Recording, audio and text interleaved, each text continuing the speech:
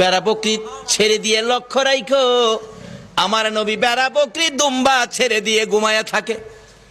লোকেরা আইসা খবর দেয়, খাদিজা গো, এমন রাখাল রাখছো, বেড়া বকরি দুম্বার দিকে খবর নাই, ঘুমায়া থাকে। তাই নাকি? মা খাদিজা একদিন রওনা হলেন, দেখি কি করে ঘুমায়। যাইয়া দেখে বেড়া বকরি দুম্বা ছেড়ে দিয়ে আমার আপনার নবী ঘুমিয়েছে। বড় বড় অজগর সাপ এসে নবীজির মাথার উপর ফনা ধরে ছায়া দিতেছে। খাদিজা বলেন, না না, এই রাখালের বকরি জংলার বাগে নিবে না। খাদিজা বাড়ির দিকে যায় আর ফিরা ফিরা চায়, এটা কেমন রাখাল রে? এই রাখাল তো সাধারণ কোনো মানুষ নয়। খাদিজা চিনে ফেলেছে।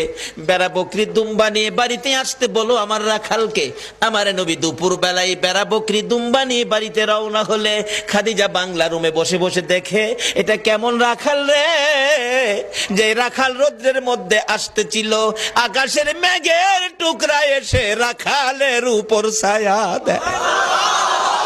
খাদিজা বলেন, মাবুদ, মাবুদ রে, এটা কেমন রাখাল আমার বাড়িতে?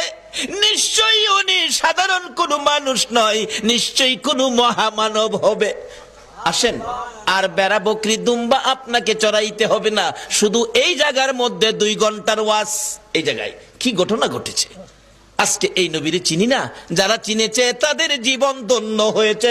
বলুন খাদিজা, এই নবী চিনে জীবন ধন্য হয়েছে কিনা?